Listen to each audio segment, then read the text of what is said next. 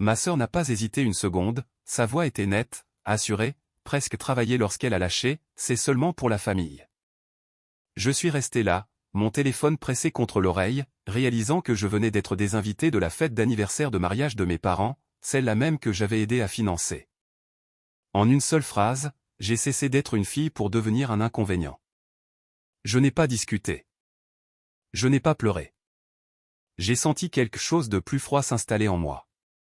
Parce que si je n'étais plus de la famille, je n'avais plus d'obligation non plus. Et le choix que j'allais faire ensuite allait défaire tout ce qu'ils pensaient contrôler. Avant de vous raconter comment tout cela s'est déroulé, n'oubliez pas de cliquer sur j'aime et de me dire en commentaire d'où vous m'écoutez. Si vous vous êtes déjà senti effacé, partagez votre expérience. Je m'appelle Elodie. J'ai 35 ans et je gagne ma vie comme photographe indépendante. Rien de tape à accent grave-l'œil, pas de nom d'agence prestigieux, juste moi, mon boîtier et de longues heures à traquer une lumière qui sonne juste. J'ai toujours aimé le travail dont les résultats parlent d'eux-mêmes, sans faire de bruit.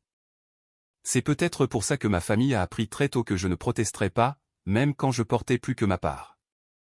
De l'extérieur, ma famille semblait stable, respectable, le genre que les voisins décrivent comme soudé. Des cartes de vœux sur le buffet, des photos encadrées le long du couloir, des sourires qui savaient tenir la pose juste assez longtemps. À l'intérieur, pourtant, les rôles ont été figés très tôt. Ma sœur, Claire, était celle dont tout le monde parlait, talentueuse, charismatique, le centre de chaque récit. Mon frère, Thomas, était l'organisateur, la voix de la raison, expliquant toujours pourquoi les choses étaient ainsi. Et puis il y avait moi, la fiable, la discrète, celle qui faisait disparaître les problèmes sans jamais demander à être vue. L'argent était ma façon d'aider, non pas parce qu'on l'exigeait ouvertement, mais parce que le besoin était toujours suggéré. Un message à propos de travaux urgents dans leur maison de campagne, des factures qui s'accumulaient plus vite que prévu, une mauvaise passe qui ne serait que temporaire. J'envoyais les virements comme d'autres envoient des excuses, rapidement, instinctivement, sans chercher de reconnaissance. Chaque transfert était pour moi la preuve que j'en faisais partie. Comme si, en solidifiant les fondations, personne ne remettrait ma place en question. La gratitude venait à petite dose, un bref merci, un doux « tu nous sauves la vie ». Puis le sujet changeait. Personne ne demandait ce que ça faisait d'être toujours celle qui comblait les manques. Personne ne se demandait ce qu'il m'en coûtait de rester aussi infaillible. Je me disais que c'était simplement ainsi que les familles fonctionnaient, qu'il fallait bien que quelqu'un soit le pilier. Quand l'anniversaire de mariage de mes parents a approché, j'en ai entendu parler de façon détournée.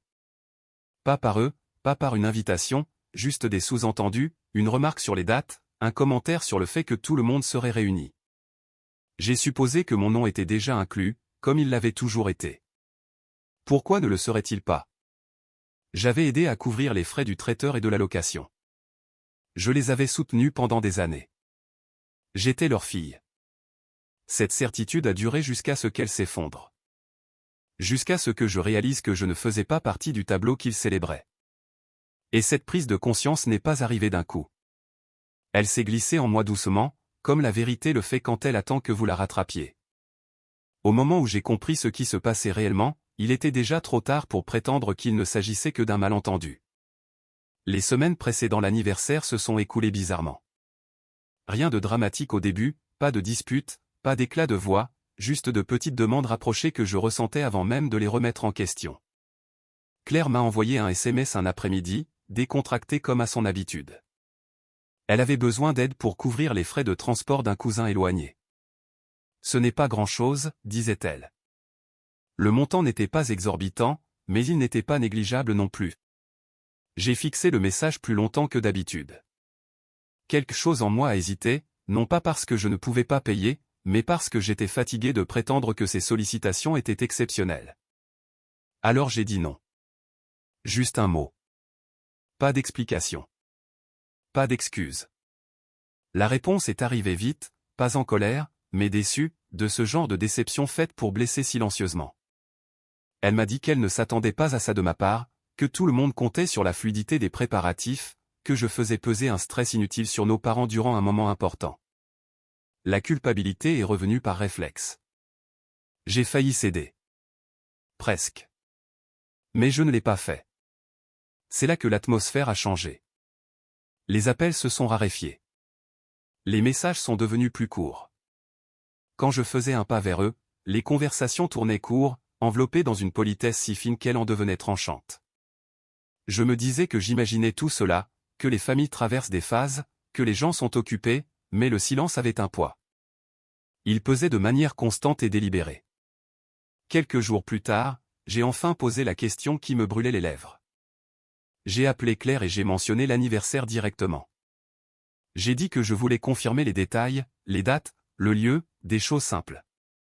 Il y a eu un silence, pas une coupure, pas un mauvais réseau, mais une pause assez longue pour comprendre qu'elle choisissait ses mots. Puis elle l'a redit, c'est seulement pour la famille. Elle n'a pas élevé la voix. Elle n'a pas expliqué.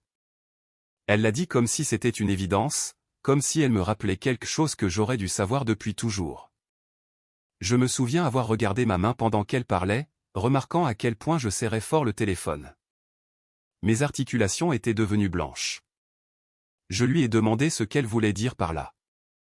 Une autre pause, puis quelque chose de plus sec. Elle a dit que ce n'était pas personnel, que les places étaient limitées, que les décisions avaient déjà été prises. Elle a dit que mes parents voulaient une célébration intime. Elle a dit beaucoup de choses sans dire la seule qui importait, je n'étais pas invité.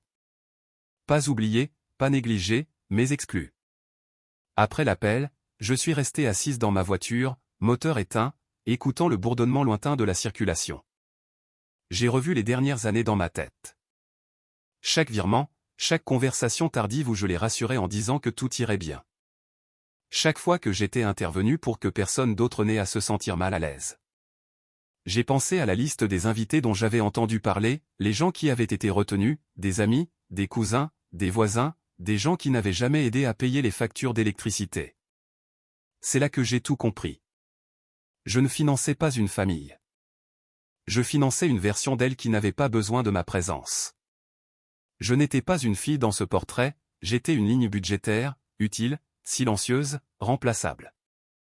Et une fois que je l'ai vu aussi clairement, je ne pouvais plus l'ignorer.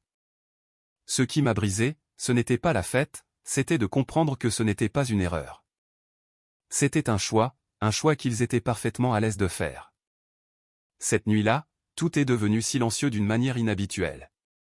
Pas le genre de silence apaisant, mais celui qui vous fait remarquer le ronronnement du frigo, le tic-tac de l'horloge murale, la façon dont votre propre respiration semble étrangère quand plus personne ne vous demande rien. Je n'ai pas pleuré, et cela m'a surprise. J'attendais que la vague arrive, la colère, la tristesse, l'envie de m'expliquer auprès de quelqu'un qui pourrait enfin comprendre. Rien n'est venu. À la place, un calme limpide, presque clinique, s'est installé. Je me suis assise à mon bureau et j'ai ouvert mon ordinateur, non pas pour travailler, mais par habitude. L'écran m'a renvoyé des photos à moitié retouchées, des jeux d'ombre et de lumière. Des gens cadrés avec soin pour qu'on puisse voir qui ils étaient sans avoir besoin de mots. J'ai réalisé que j'avais fait l'inverse dans ma propre vie, je m'étais surexposé pour que les autres puissent rester confortablement dans le cadre. J'ai refermé l'ordinateur. Pour la première fois depuis des années, je n'ai pas pensé à ce que je devais aux autres. J'ai pensé à ce que cela ferait de sortir du rôle qu'on m'avait attribué. Pas de manière spectaculaire, pas avec colère, juste discrètement. La décision est apparue toute faite. Si je n'étais pas de la famille pour eux, alors je n'avais plus besoin de jouer la comédie. Je n'avais pas besoin de débattre, je n'avais pas besoin de permission pour m'arrêter. J'ai fait mes valises lentement, pas comme quelqu'un qui s'enfuit, mais comme quelqu'un de résolu. Mon appareil photo d'abord, mes meilleurs objectifs, quelques cartes mémoire, des vêtements qui me ressemblaient, pas ceux d'une fille en visite par obligation. J'ai tout aligné sur le lit et j'ai remarqué que mes mains ne tremblaient pas. J'ai appelé ma meilleure amie. Elle a décroché à la deuxième sonnerie. Je lui ai dit que je quittais la ville. Je n'ai pas expliqué pourquoi, je n'en avais pas besoin. Elle m'a demandé où j'allais. J'ai répondu, Paris, surprise par la facilité avec laquelle je le disais à voix haute. Elle n'a pas ri, elle n'a pas posé de questions. Elle a dit qu'elle m'aiderait à réserver et de lui envoyer mes dates. C'était tout. Pas de grands discours, pas de conseils, juste du soutien. Plus tard, en fermant ma valise, j'ai senti un basculement. Je ne choisissais pas la distance pour punir qui que ce soit, je choisissais l'espace pour pouvoir à nouveau m'entendre penser. La nuance était capitale. À l'aéroport le lendemain matin, le monde semblait étrangement neutre. Personne ne me connaissait, personne n'attendait rien de moi. Je suis monté dans l'avion entouré d'inconnus et je me suis senti plus légère que je ne l'avais été depuis des années. Alors que la ville rétrécissait sous le hublot, je n'avais pas l'impression de laisser quelque chose derrière moi. J'avais l'impression d'avancer enfin vers quelque chose que j'avais reporté trop longtemps. Ce n'était pas une vengeance, pas encore. Ce n'était même pas de la défiance. C'était la première limite que je posais sans me justifier. Et une fois cette ligne tracée, je savais que rien ne redeviendrait comme avant, parce que la version de moi qui s'effaçait pour le confort des autres n'existait plus. Le week-end de l'anniversaire est arrivé discrètement pour moi. Paris s'est réveillé sans rien savoir de ma famille. La lumière glissait entre les immeubles haussmanniens, les scooters pétaradaient devant les terrasses de café où l'on installait les chaises. Je me tenais à la fenêtre de ma petite chambre d'hôtel, un café chauffant mes mains, et j'ai senti quelque chose d'inconnu s'installer, une forme de permission. Personne ici n'avait besoin de moi. Personne n'attendait de voir ce que j'allais financer, réparer ou lisser. Là-bas, chez mes parents, la fête battait son plein. Je ne la voyais pas, mais je pouvais l'imaginer parfaitement. Ma mère aurait insisté pour des nappes en lin blanc. Mon père se tiendrait un peu trop raide dans sa veste, souriant pour les photos. La salle serait remplie de gens qui connaissaient notre famille juste assez pour l'admirer. Un orchestre dans un coin, le tintement des verres, les rires montant et descendant sur commande, et une chaise manquante. Je n'avais rien planifié de dramatique, c'est important de le préciser. Je ne me suis pas levé avec l'intention de faire un coup d'éclat. Je n'ai pas rédigé de messages cinglants ni répété de tirades. Je suis sorti cet après-midi-là et j'ai fait ce que je fais toujours quand je suis dans un nouvel endroit, j'ai marché jusqu'à ce que quelque chose attire mon regard. La scène ressemblait à du métal brossé sous le soleil couchant. Des couples s'appuyaient contre les parapets. Un musicien de rue accordait son instrument en testant doucement quelques notes. J'ai levé mon appareil et j'ai suivi la lumière, image après image. Je n'essayais pas de capturer la perfection, je cherchais l'honnêteté. Plus tard, de retour dans ma chambre, j'ai retouché quelques clichés. Rien de lourd. Pas de légende expliquant mes choix, aucune référence à eux chez moi, juste des images de l'endroit où j'étais et de ce que l'on ressentait à respirer là. Quand je les ai publiés, j'ai écrit une phrase simple sur la quête des moments de calme et le fait de laisser la joie prendre son temps. C'était tout. J'ai posé mon téléphone et je suis allé dîner seul. Le restaurant était petit, les tables serrées. L'odeur du pain chaud et du beurre flottait dans l'air. J'ai mangé lentement, écoutant des conversations qui ne me concernaient pas, regardant les gens vivre leurs propres histoires sans que les miennes n'interfèrent. Pour une fois, la solitude ne ressemblait pas à une absence, elle ressemblait à de la liberté. À la fête, mon absence commençait à résonner. Au début, c'était subtil. Un cousin se penchant pour demander à ma mère où j'étais. Un voisin jetant un coup d'œil dans la salle, confus. Quelqu'un supposant que j'arriverais en retard. Ma mère souriait à travers tout cela, offrant des réponses vagues, elle est occupée, le travail, vous savez. Le genre d'explication qui sonne juste jusqu'à ce qu'elle ne le fasse plus. Puis quelqu'un a sorti son téléphone. Ma publication est arrivée dans la salle sans contexte. Paris au crépuscule, un café près d'une fenêtre, la lumière tombant exactement là où elle le devait. La question n'a pas éclaté tout de suite. Elle est passée de personne en personne, douce mais persistante, pourquoi n'est-elle pas là? Claire a remarqué le changement avant que quiconque ne dise quoi que ce soit. Elle continuait de tout ajuster, de redresser les cartons de table, de vérifier l'orchestre, souriant de manière trop éclatante. Le contrôle était son refuge, et le contrôle lui échappait. Au moment où le dîner a été servi, l'atmosphère de la pièce avait changé. Les conversations stagnaient. Les rires ne tombaient pas comme ils l'auraient dû. Quelqu'un a fini par demander franchement à ma mère pourquoi sa fille ne célébrait pas avec eux. La réponse de ma mère a vacillé. Elle a tenté de lisser les choses, mais les fissures étaient visibles. Je ne savais rien de tout cela encore. Je rentrais à l'hôtel, la ville encore tiède autour de moi, quand mon téléphone a commencé à vibrer. Je l'ai laissé sonner. Le deuxième appel est arrivé quelques secondes plus tard, puis un troisième. Je me suis arrêté sur le trottoir et j'ai regardé l'écran s'allumer, maison. Je n'ai pas ressenti de panique, juste de la curiosité. J'ai attendu que l'appel s'arrête avant d'entrer. Le premier message était de ma mère. Court, urgent.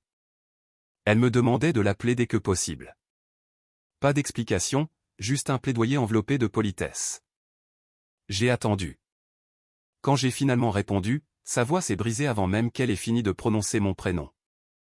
Elle m'a dit que les gens étaient confus. Elle a dit que les invités posaient des questions. Elle a dit que les choses devenaient incontrôlables. J'ai écouté sans l'interrompre, appuyé contre la fenêtre, regardant les phares des voitures défiler dans la rue en bas. Puis elle a dit que ma photo avait causé un scandale, que les gens parlaient, que certains étaient partis tôt.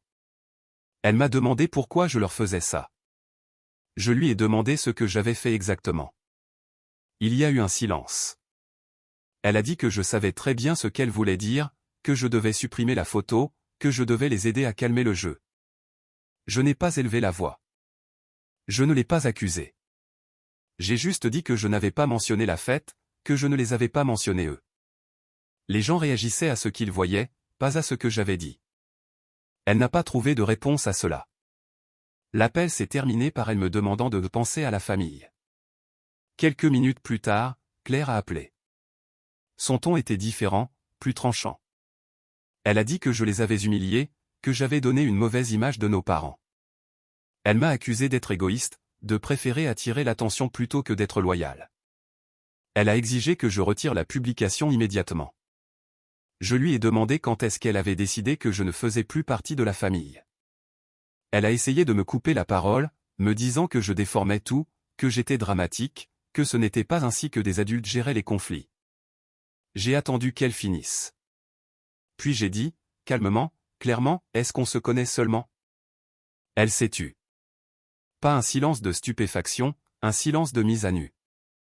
Le genre de silence qui survient quand quelqu'un réalise que le scénario qu'il utilise ne fonctionne plus. Elle a raccroché sans répondre. Thomas a été le suivant. Son appel était structuré. Il m'a dit que j'avais envenimé une situation gérable. Il a dit que j'aurais dû venir les voir en privé. Il a parlé de conséquences pour l'image, de professionnalisme. Il a dit que ma publication pouvait affecter des gens de manière que je n'avais pas envisagée. Je lui ai répondu que je les envisageais depuis des années à travers mes paiements, ma patience et mon silence. Je lui ai dit que j'en avais fini d'être la solution à des problèmes que je n'avais pas créés. Il a soupiré, comme il le fait quand il pense que la raison devrait l'emporter. Il m'a dit que j'exagérais tout. 1 heure plus tard, il a posté quelque chose de vague sur Internet à propos des priorités et de la loyauté. Les commentaires ne sont pas allés là où il l'espérait. Les gens demandaient pourquoi je n'avais pas été invité si j'avais aidé à payer. Les gens demandaient pourquoi la famille était soumise à des conditions. Il n'a pas répondu. Les appels ont cessé après cela. J'ai dormi cette nuit-là avec la fenêtre ouverte. La ville bourdonnait, indifférente au malaise de ma famille. Le matin, la lumière du soleil dessinait une ligne propre sur le sol. Je me sentais reposé. Pas triomphante, juste apaisée. Chez mes parents, la fête s'était délitée rapidement une fois les questions posées. Les gens étaient partis sans trop dire de mots. L'orchestre avait remballé plus tôt que prévu. Mes parents s'étaient retrouvés seuls avec les centres de table et le gâteau entamé. La version de la soirée qu'ils avaient planifiée n'avait pas survécu à la vérité. Je n'ai pas jubilé. Je n'ai pas suivi les mises à jour. J'ai laissé la distance faire le travail que j'avais fait pour tout le monde pendant si longtemps. Plus tard dans la journée, mon téléphone a vibré à nouveau. Le nom de ma mère s'est affiché. Cette fois, sa voix était plus petite. Elle m'a demandé de rentrer. Elle a dit qu'il voulait arranger les choses. Elle a dit qu'il voulait que tout redevienne normal. Le normal, j'ai réalisé, avait toujours signifié que je payais et que je m'effaçais. Je lui ai dit que je n'étais pas en colère. Je lui ai dit que j'avais juste fini de faire semblant. J'ai dit que j'étais en train de construire quelque chose de différent maintenant. Elle a pleuré. Je n'ai pas flanché. Quand l'appel a pris fin, je me suis tenu à nouveau près de la fenêtre. Des bateaux-mouches glissaient sur la rivière, réguliers et imperturbables. J'ai pensé à toutes ces fois où je m'étais tu pour préserver une paix qui ne circulait que dans un seul sens. La confrontation n'avait pas été bruyante. Il n'y avait pas eu de cris, pas de départ fracassant, juste quelques maudits avec honnêteté et un silence qui faisait enfin ce que mes explications n'avaient jamais pu accomplir. Les jours suivants m'ont semblé étrangement légers. Pas facile, mais plus léger. Le bruit s'est dissipé de lui-même. Les messages se sont raréfiés. Les appels ont cessé d'arriver en rafale. Ce qui restait était un calme qui n'exigeait rien de moi. À la maison, l'histoire s'est transformée en quelque chose que les gens pouvaient comprendre. Pas des rumeurs, pas du drame, juste des faits. Je n'avais pas été invité. J'avais aidé financièrement. Les questions trouvaient leur propre réponse. Les amis de mes parents sont devenus distants, polis d'une manière prudente. Les invitations ont cessé d'arriver. Les conversations se sont abrégées.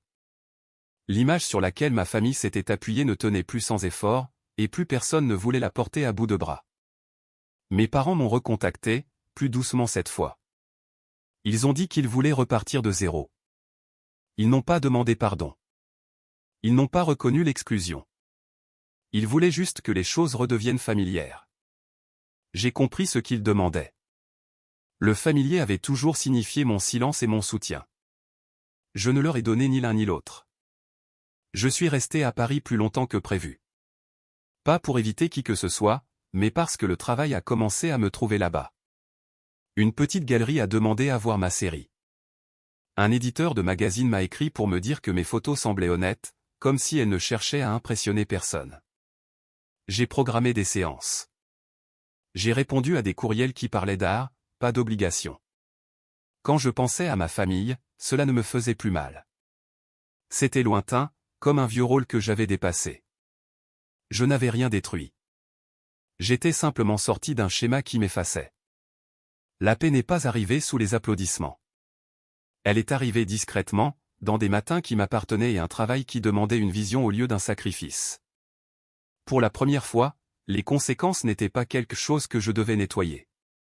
Je n'ai pas gagné contre ma famille. Je ne leur ai rien pris.